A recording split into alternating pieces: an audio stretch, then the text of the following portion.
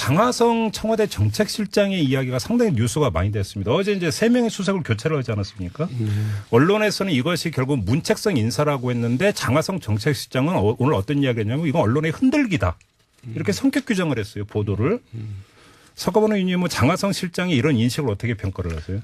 지금 그러니까 그거 언론들이 조금씩 이제 실제로 좀 잘못 짚고 있는 거 아닌가. 그럼 문책성이 아니라고 보세요? 그렇죠. 문책성 예를 들면 그런 게 네. 결국은 이 청와대가 당연히 선거 끝나고 이기에 네. 접어드는데 일부 교체를 해야죠. 분위기 쇄신 차원에서도 그렇고 네네. 여러 가지 하는데 그거를 가지고 문책을 하려면 실장을 바꿔야죠. 문책성이었다면 정책실장을 바꿨을 것이다. 정책실장을 바꿔야 되는 거 아니겠습니까? 아니 그게 아니죠.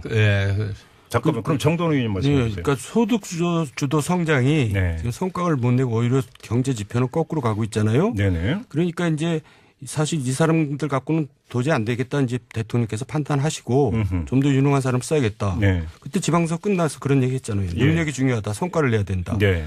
그래서 이제 바꾼 건데 장하성 정책실장을 바꾸면 소득 주도 성장의 기조를 바꾸는 걸로 오해하게 되죠. 그러니까 그걸 더 세게 가겠다는 거를 지금 표시한 거예요. 장하성 놔두는 거는 그 기조대로 가고 바꾼 거는 더 세게 가겠다. 그러니까 정리를 하면 그 문책성은 맞는데 문책의 내용이 경제 정책의 노선, 소득 주도 성장론에 대한 문책은 아니고 그것들을 어떻게 운용에 들어가는가에 있어서 어떤 성과의 부분에 있어서 문제가 있었으니까 그렇죠. 그러니까 어떤 뭐냐면 그 방향의 어떤 조타수는 그대로 놔두고 그렇죠. 나머지들을 바꿨다. 이렇게 그러니까 문책성 맞다 이런 말씀이시네요. 실제로 이 기조들을 그대로 유지해 나가면서 예. 결국은 지금 이 경제정책이라는 게 성과라는 게 지금 단기적으로 일자리가 줄었다. 네. 이리 하지만 그게 당장 그 몰핀 맞으면은 효과 나오듯이 지금 당장 나오는 건 아니거든요. 네. 결국은 그러면은 역할 배분인데 결국 이번에 장하성 실장 그대로 유임해서 소득성장 주도론이 그대로 가면서 네. 결국은 OECD 대사했던 윤정원 대사 역시 이 거시정책을 보완하면서 네. 결국은 OECD에서도 결국은 좀 더 그 뒷받침하는 소득성장 주도론을 뒷받침하는 정책들을 해오던 사람이거든요. 네. 결국은 그런 것들이 좀 더 그다음에 정태호 정책기획비서관을 일자리 수석으로 올렸단 말이죠. 그렇죠. 결국 좀 더 보완하면서 그러면서 정책기획위원회의 그 위원장 자리를 마련해서 그 전임 수석이 같이 좀 더 입체적으로 신용을 구축한 거 아니겠습니까? 예. 결국 그런 것들이 어떤 정책 실패의 이 문책이라기보다는 네. 기조를 잡고 그다음에 이제 드라이브를 거는데 좀 더 폭넓게 진영 구축을 했다. 네. 이렇게 이해해야 안 되겠습니까? 그러면 청와대 지금 교체를 가지고 이제 폭이 어느 정도 될지가 모르겠는데 개각이 이제 그 다음 순위로 지금 얘기가 되고 있잖아요. 예. 좀 전망을 해 주신다면 정도는 의원님 어떻게 전망했어요? 개각의 폭과. 결론적으로는 소폭 개각할 거라고 보고요. 그럼 주로 대상이 어디가 될 거라고 대상을 보세요? 좀 빈자리가 이제 농수산부. 그렇죠. 거기는 이제 좀 비어 있고. 예, 거기 해야 되고. 예. 그리고 이제 왜 소폭이냐면 어쨌든 지금 대통령 지지율 높고 지방선거 잘 치렀잖아요. 그러니까 예. 전국 이렇게 뭐라 그럴까 전환 그런 게 필요 없는 거죠. 예. 그러니까 이제 보통 그런 내용으로 쓰잖아요 개각을. 근데 지금 오히려 잘 속도 말로 나가고 있으니까 그대로 가는데 예. 또 저게 문제입니다. 막 바꾸려고 그래도 청문회가 항상 문제거든요. 그것 때문에 항상 민심에 네. 타격을 받고 그러니까. 네네. 그런데 제가 개인적으로 또 야당 입장에서 이렇게 따져보면 몇 군데는 바꿔야 될 부처가 있어요. 특히 어디요? 교과부 같은 데는 교육부? 네, 교과부 장관이 그동안에 무슨 방과후 영어 학습 문제라든가 또 보육 문제라든가 뭐 실수도 많이 했고요. 네. 또 대학시 문제 그 수능 문제 같은 경우는 결정도 못하고 딴 데다 또 떠넘기고 이게 도대체 무책임하고 무능한 거예요. 그래요. 이제 학부모들한테 원성이 높죠. 그걸 청와대가 모를 리가 없어요. 그리고 또 등등 이제 문재인 대통령 인사 스타일이 국면 전환용 인사를 하지는 않거든요. 네. 결국은 기본 정책 기조를 잡고 방향을 펼쳐서 가는데 아까도 말씀드렸지만 그 성과를 내는 것은 네. 단기적 성과가 있을 수도 있고 장기적 성과도 있을 수 있는데 네. 지금은 그러니까 이제 막 기조를 잡아서 인수위도 없이 시작해서 바로 기조를 잡아서 지금 이 정책을 시행해 나가는 과정에서 네. 그거에 약간의 불협화음이 있을 수도 있고 또 적응하는데 시간이 걸릴 수도 있고 네. 이랬는데 지금 굳이 큰 요인이 있는 건 아니거든요. 큰 과오가 나온 것도 아니고 그런 측면에서 보면은 네. 결국은 지금 기획하고 준비했던 것들을 이 선거가 지금부터는 이제 2020년 4월까지는 큰 선거가 없거든요. 그렇죠. 그러면은 이 정책을 시행하고 성과를 내는데 좀 드라이브를 걸려면 결국 지금 개각을 해가지고 다시 네. 또 팀워크 맞추는 것보다는 훨씬 더 알겠습니다. 유지하는 게 효율적이다 이렇게 그럼 판단하실 거이고 콕 집어서 이 질문을 드릴게요. 김부겸 행정안전부 장관은 어떻게 될 것 같습니까? 본인이 얼마 전에 그제 어디 일간지 인터뷰를 했습니다마는 네.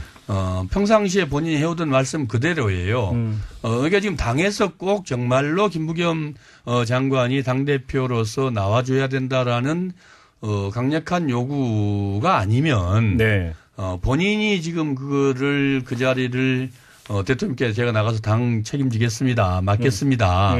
이렇게 하시길 수는 없는 거 아니겠습니까? 그렇다고 대통령께서 또 김 장관 나가서 당 책임을 지시오. 이건 또 맞지 않거든요. 그런 측면에서 아닐 거다. 좀 더 지켜볼 필요가 있다. 정도는 의원 어떻게 좀 제가 볼 때 민주당 전당대회는 한마디로 요약하면 네. 이해찬이냐 아니냐 전당대회예요. 왜요? 제가 이제 직관적으로 보면 그렇다 이거죠. 네. 그러니까 그러니까 김부겸이 장관을 그만두고 네. 나간다면 대통령 뜻이 실렸다고 보여져요. 그러면 이제 그렇게 해석이 되겠죠. 네. 네. 그러니까 이제 이해찬이 이제 그냥 그만두든지 해야 되는 것 같고 네.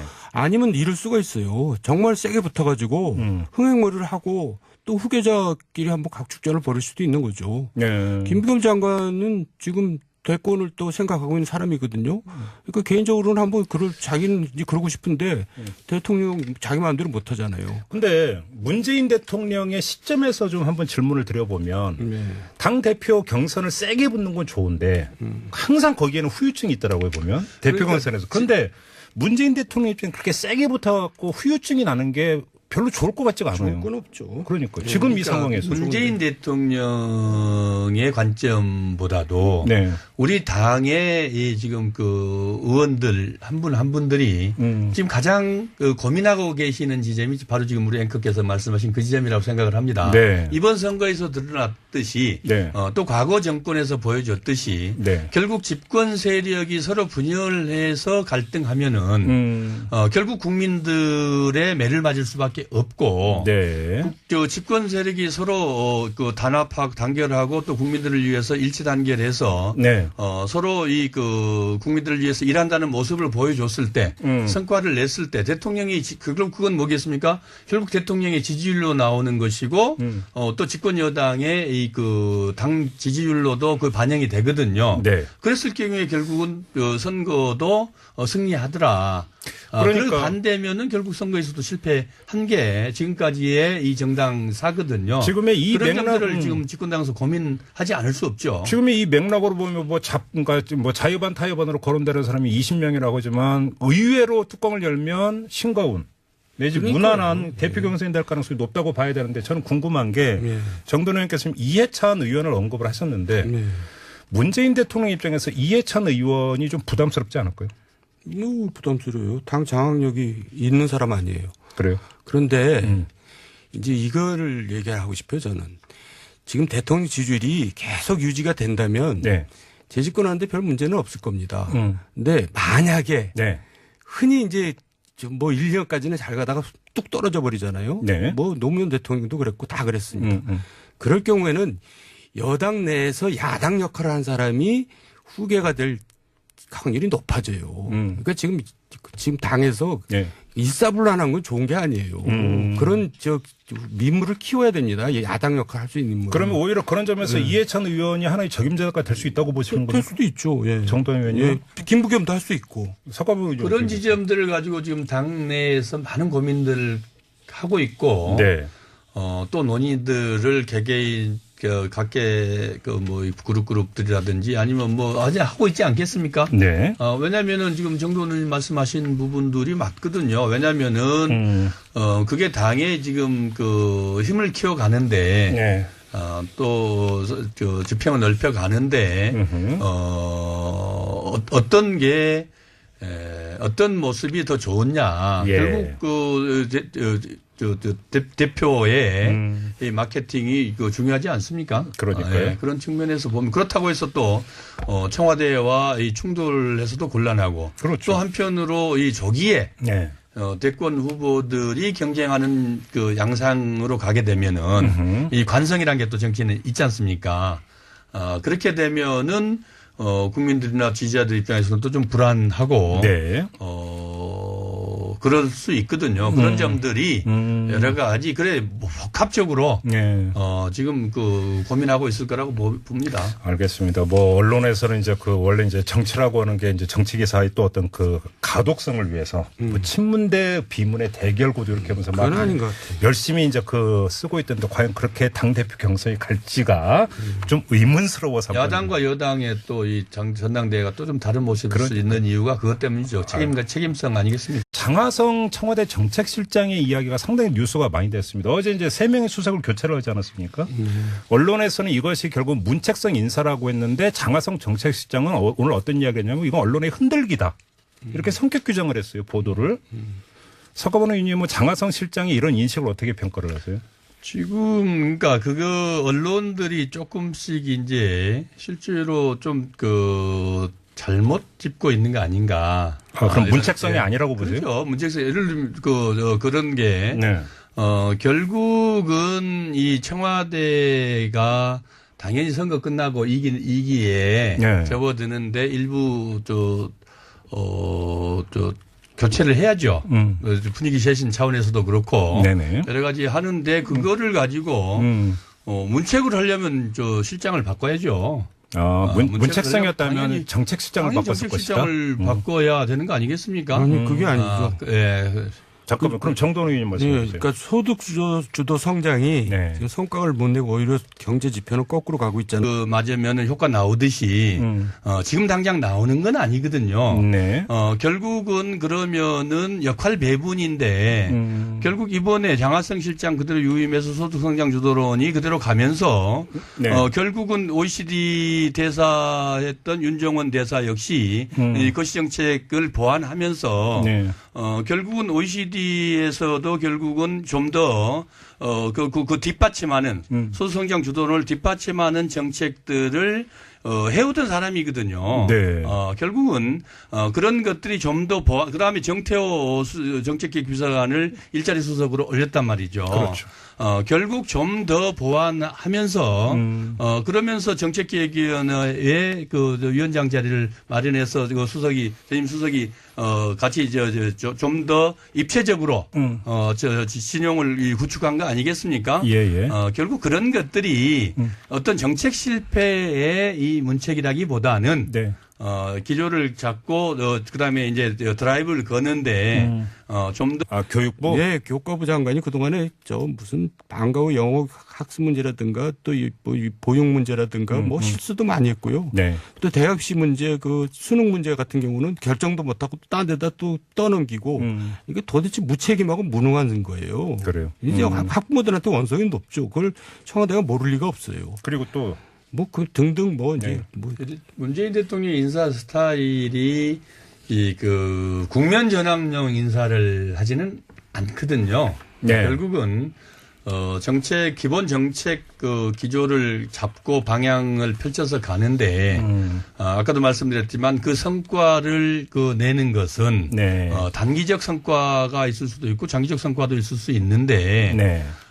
지금은 그러니까 이제 막 기조를 잡아서 인수위도 없이 시작해서 바로 기조를 잡아서 지금 이 정책을 시행해 나가는 과정에서 네. 그거에 약간의 불협화음이 있을 수도 있고 또 적응하는데 시간이 걸릴 수도 있고 네. 이랬는데 지금 굳이 저 폭넓게 진영 구축을 했다. 네. 이렇게 이해해야 안 되겠습니까? 그러면 청와대 지금 교체를 가지고 이제 폭이 어느 정도 될지가 모르겠는데 개각이 이제 그 다음 순위로 지금 얘기가 되고 있잖아요. 예. 좀 전망을 해주신다면 정도는 의원님 어떻게 전망했어요? 저는 개각의 일단 폭과. 결론적으로는 소폭 개각할 거라고 보고요. 그럼 주로 대상이 어디가 될 거라고 대상을 보세요? 좀 빈자리가 이제 농산부. 그렇죠. 거기는 이제 좀 비어 있고. 예, 거기 해야 되고. 예.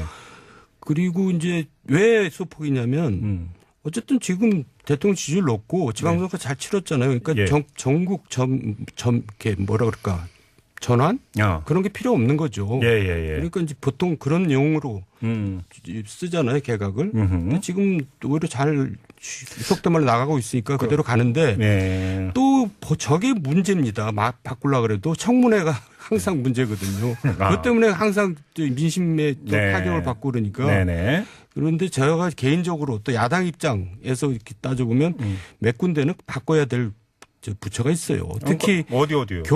교과부 같은 데는 나요. 네네. 그러니까 이제 사실 이 사람들 갖고는 도저히 안 되겠다 이제 대통령께서 판단하시고 좀 더 유능한 사람 써야겠다. 네. 그때 지방선거 끝나서 그런 얘기 했잖아요. 예. 능력이 중요하다. 성과를 내야 된다. 네.